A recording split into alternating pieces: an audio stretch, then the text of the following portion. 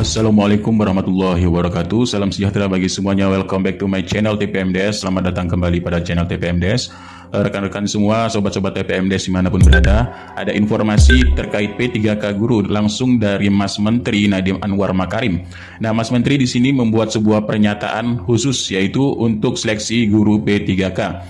Nah, di sini yaitu dilansir dari akun Instagram resmi dari Mendikbud Nadiem Anwar Makarim menyatakan, ya.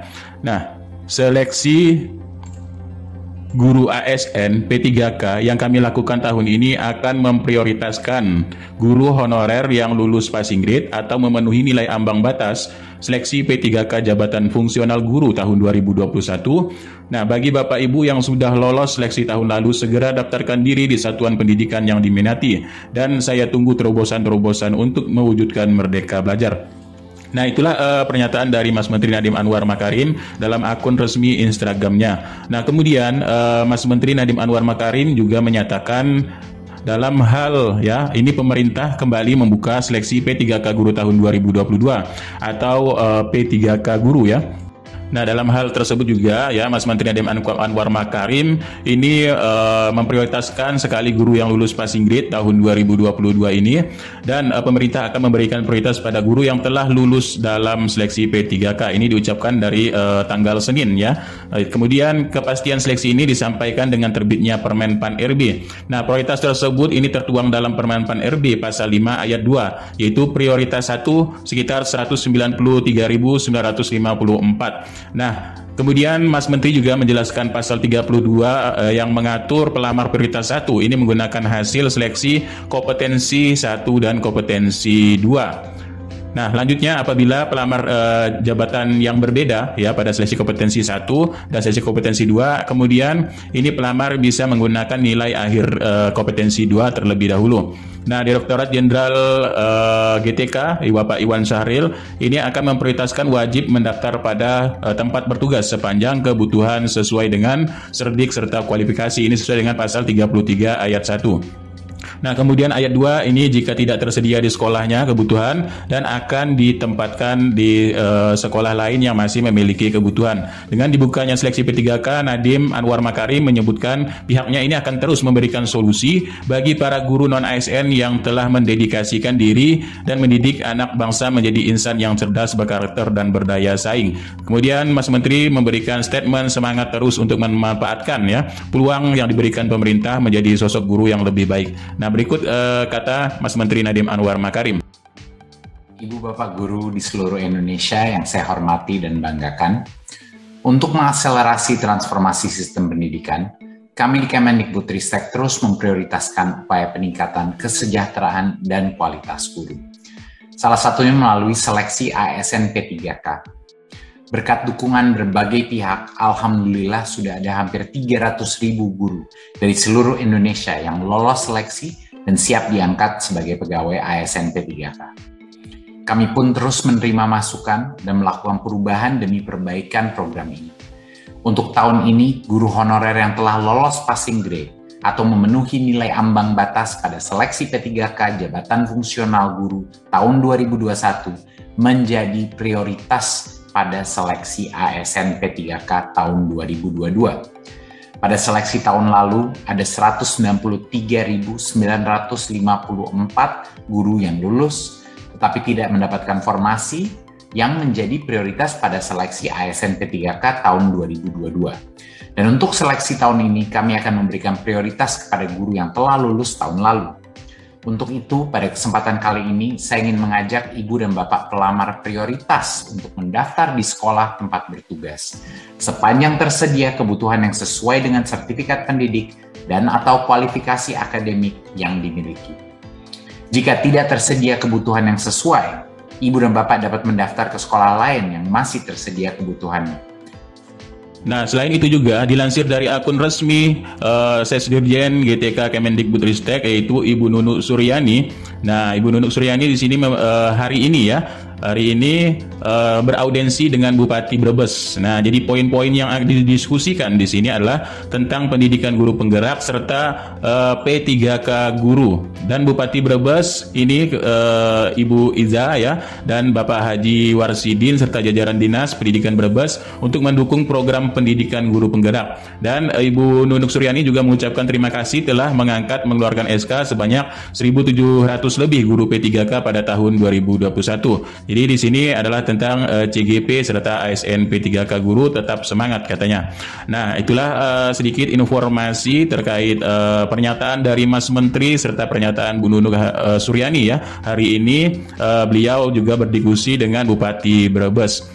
Nah, selain itu, seperti yang telah kita ketahui bahwa P3K tahun 2022 ini, data guru yang sudah lulus passing grade P3K tahun 2021 ini sudah dikunci, ya. Nah, jadi guru induk ini akan tidak tergeser. Nah, menurut dari paparan Sesdirjen GTK Kemendikbudristek ya, guru induk ini memang tidak akan digeser tahun 2022 ini. Halnya kenapa? Jadi di sini selain hal tersebut ya, tapi ada masalah yang masih belum bisa diselesaikan, yaitu 19.000 guru yang sudah lulus passing grade ini belum bisa diangkat P3K tahun ini. Alasannya memang belum ya, yang seperti kita ketahui ini belum bisa ditempatkan karena penuh ya, formasinya penuh dan tidak bisa ditempatkan di lain-lainnya atau di sekolah lainnya, karena di sekolah lainnya memiliki guru induk yang terdaftar, yang akan mendaftar juga ya di tahun 2022 ini. Nah, dilansir dari Tribun Kaltara ya, Tribun Kaltara juga mengatakan hal demikian. Tidak semua tenaga honorer bisa terakomodir di P3K. Jadi Kepala BKSDM Tanah Tindung ini tergantung terkait formasinya, ujar dari BKSDM yaitu Kabupaten Kaltara ya. Nah, namun Bapak Yusuf ini dari Tasikmalaya ya, Pemkot Tasikmalaya juga menjelaskan akan mengusulkan honorer yang lama diangkat menjadi P3K. Nah, berarti selain dari 19.000 guru yang lulus passing grade ini belum diangkat ya. Nah, jadi di sini ada juga untuk khusus juga yang guru-guru yang sudah mengabdi lama atau honorer-honorer yang sudah tua. Jadi akan diprioritaskan kembali juga di tahun 2022 ini. Lalu bagaimana sih tentang yang 19.000 guru ini yang belum bisa diangkat ya. Nah, menurut dari keterangan Sekretaris Dirjen Guru Tenaga Pendidikan GTK Kemendikbudristek Nunuk Suryani, ini sekolah induk ini kebutuhan jumlah PG-nya ini lebih besar dari kebutuhannya. Nah, misalkan pada sekolah A ini sudah cukup kebutuhan, namun jumlah PG-nya ini lebih besar dari kebutuhan. Nah, kemarin juga dalam audiensi sudah dibahas ya terkait bagaimana ketika dia ini diberikan kepada sekolah non-induknya. Nah, otomatis nanti akan ada sekolah non-induk ini yang tergeser. Nah, di sini ya. Nah, akan tergeser. Lalu yang tergeser ini akan bagaimana ya? Otomatis yang tergeser ini akan kita menimbulkan masalah baru lagi. Dan akan terus seperti itu, bahwa guru yang tergeser ini akan dicarikan solusi kembali ya. Jadi kata Ibu Nunuk Suryani, mohon bersabar ya, mohon doa dan dukungannya selalu katanya. Jadi harapannya memang di sini adalah mengutamakan sekolah induk terlebih dahulu, kemudian di sekolah lain ini ketika ada yang kosong baru akan diprioritaskan. Tapi jika ada sekolah lain ini ada guru induknya, nah maka jika digeser sekolah induk tersebut akan menimbulkan juga masalah baru, dan akan ada lagi persis nanti forum-forum yang lain, yaitu forum guru tergeser ya kan. Nah, dari sekolah induk dan lain sebagainya. Nah, ini mungkin Bapak Ibu yang perlu pahami dalam hal tersebut ya. Nah, dari 19.000 guru ini kemungkinan akan diperkecil lagi, kemungkinan bisa tidak menjadi 19 atau lebih kurang lagi, nanti diolah kembali dalam hal tersebut. Nah, namun kemudian ketika tidak ada solusi lain lagi, berarti solusinya di sini nanti diangkat di tahun seterusnya ya, dengan data-data yang sudah ada tinggal diangkat saja di tahun 2023 nanti. Nah, seperti itu.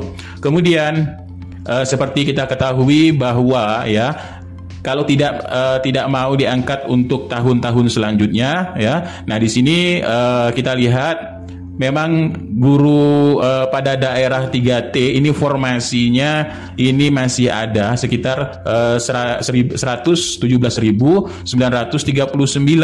Nah, ini lowongan guru yang tidak ada pelamarnya sama sekali. Nah, jadi pilihannya apakah mau ditempatkan pada daerah-daerah tersebut, daerah-daerah 3T. Jika memang kesepakatannya mau dengan daerah-daerah tersebut ya. Nah, di mana sih daerah-daerahnya? Menurut keterangan dari Mas Menteri, daerah-daerah terpencil yang dimaksud ini antara lain pada Nias Utara, Halmahera, ya, Halmahera Utara, Barito Selatan, Timur Tengah Selatan, ya, Halmahera Tengah, Maluku Barat, Daya, ya, kemudian Halmahera Barat dan Selatan, dan Nias, Maluku Tengah, Pulau Pisang, Barito Timur, ya, kemudian Barito Timur dan Lombok Barat, serta Kutai, Halmahera Timur, kemudian Sangihe ya dan Tanimbar. Nah, inilah daerah kosong. Tapi untuk daerah-daerah 3T ini sudah juga diperencanakan oleh Kemendikbudristek untuk kedepannya ini adalah untuk guru-guru baru ya. Nah, untuk guru-guru yang memang tidak memiliki keluarga ataupun bukan tidak memiliki keluarga atau belum berkeluarga ya, masih single umpamanya. Nah, disitulah akan juga nanti akan dibuat program untuk daerah-daerah tersebut, daerah 3T ya. Nah, tapi untuk saat ini untuk daerah yang lowong ataupun daerah yang masih tidak ada pelamarnya itu ada sekitar 100.000 lebih ya untuk daerah-daerah 3T. Nah, jadi untuk permasalahan solusinya ini tergantung dari rekan-rekan guru semuanya ya. Nah, jadi apakah bagaimana? Tapi ini tetap diusahakan dari 19.000 ini akan memang nilainya diperkecil lagi sampai memang betul-betul penuh dan betul-betul tidak bisa lagi ditempatkan ya. Nah, otomatis nanti sekolah-sekolah ini dihitung semaksimal mungkin, dihitung ulang dengan kebutuhannya, maka dari 19.000 ini akan diperkecil lagi untuk mendapatkan formasi tersebut ya. Minimal ini solusi yang terbaik, mungkin 19.000 ini tetap diangkat ya tahun ini, kemudian bagaimana mekanisme selanjutnya ini bisa dibicarakan atau bagaimana teknisnya ya, bisa diberi jam tambahan dan sebagainya mungkin di sini. Nah, itulah untuk info dari yang kita dapat dari audiensi kemarin. Jadi solusi-solusi terbaik kemungkinan harus diambil oleh pemangku kebijakan. Daerahnya sendiri itu saya belum selesai. Putra daerahnya sendiri baru habis, nggak ada, atas perusahaan mereka, baru mereka bisa pindah. Jadi untuk guru-guru yang prioritas ini itu dengan mekanisme yang tadi disiapkan sistemnya. Jadi Bapak Ibu ini kita tuh pikirkan karena Mas ini janji Mas Menteri, bukan hanya kemauan kita. Mas Menteri pernah berjanji bahwa guru lulus PG itu akan ditempatkan, diselesaikan bagaimanapun caranya, sehingga nggak usah ditanya berkali-kali. Sistem sudah dikunci. Sistem sudah dikunci, bahkan daerah yang saya hanya mengutamakan yang sudah lolos saja yang kemarin, lolos ujian 1, ujian 2, yang PG nggak usah dulu, nggak ada anggaran, nggak bisa dihapus dari sistem, nggak bisa, karena sistemnya dikunci, penempatannya diatur sedemikian bijaksana supaya Bapak Ibu tidak pergi dari sekolah dulu. Itu yang pertama. Jika tadi kasus yang tadi, yang sekolah juga tidak ada guru yang sama dengan Bapak Ibu, karena kalau ada berarti kan geser. Jika masih ada yang nanti potensi untuk ikut ujian tidak diisi, yang mana yang tadi, yang 3 tahun kurang dari 3 tahun tidak ada. Silakan teman-teman. Perusahaan penjenengan itu berdoa. Setelah lulus SNG, sudah tahu kan SNG tipe 1, 2, mau apapun yang lulus SNG, negeri, swasta, apapun, kami yang akan mencarikan tempat seperti 19.000 di antara 193.000. Karena memang bukan berarti nggak ada, berarti ya ada, tapi nggak bisa karena mata kuliah dari jenuh kita cari agama tempat lain. Kalau seandainya masih kekurangan 2 ASN di situ, berarti akan diangkat ASN sebagai 2 agama di situ. Kita cari sampai muter-muter di kabupaten, di daerah. Oke, nggak ada. SD masih ada kosong, maka akan kita cari passing grade yang kedua.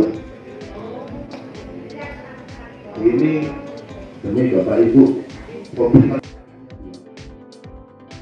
Nah, selain itu untuk besok ya, di sini ada undangan sosialisasi kepada pemerintah daerah ya pada 9 ini pukul 8. Nah, di sini daerah-daerah ini sudah banyak sekali yang diundang ya. Nah, di sini ada sekitar 500 lebih daerah yang diundang dalam sosialisasi P3K Guru tahun 2022 untuk Permenpan RB-nya. Nah, ini sekitar 505 caranya. Nah, susunan acaranya yang pertama di sini adalah Indonesia Raya, kemudian paparan Kemenpan RB ya, Deputi SDM Aparatur Kemenpan RB. Nah, kemudian selain itu 20 tahun 2022. Yang kedua yaitu paparan Kemendikbudristek kebijakan teknis pengadaan P3K Guru ya. Dan di sini selanjutnya yaitu paparan Menkyu Menteri Keuangan tentang penganggaran gaji ya dan tunjangan seleksi P3K tahun 2022. Kemudian dari Kemendagri ini mekanisme penganggaran gaji dan tunjangan, dan juga paparan dari BKN tentang teknis mekanisme seleksi pengadaan tahun 2022. Nah, semoga besok ini ada solusi ataupun perkembangan dari pengadaan P3K Guru tahun 2022, kemungkinan dari hasil-hasil yang telah kita ketahui ya, dan mekanisme kemungkinan sudah dirancang dengan segedingan rupa. Mudah-mudahan hasilnya memang mendapatkan hasil yang terbaik dan tidak ada beberapa pihak yang memang dirugikan ya, tapi memang kita perlu bersabar untuk keputusan hal-hal tersebut. Nah, itulah sedikit informasi P3K Guru tahun 2022 hari ini. Mudah-mudahan informasi sedikit bermanfaat untuk besok. Mudah-mudahan kita mendapatkan hasil-hasil yang terbaik dengan melihat dari berbagai macam hal tentang masalah-masalah yang terjadi. Sudah kita bisa melihat bayangan-bayangan yang terjadi. Jadi lebih baik kita tahu duluan atau kita tahu setelahnya ya. Nah, kata pepatah di sini mengatakan kalau tahu duluan, kalau penyesalan ini ya, penyesalan di akhir ini sangat berat ya. Tapi kalau kita sudah tahu terlebih dahulu ya, maka hal-hal ini bisa kita kurangi untuk bagaimana perkembangan terbaru terkait P3K Guru ini. Sekian, terima kasih. Billahi taufiq wal hidayah. Wassalamualaikum warahmatullahi wabarakatuh. Salam sejahtera bagi semuanya. Salam sehat selalu.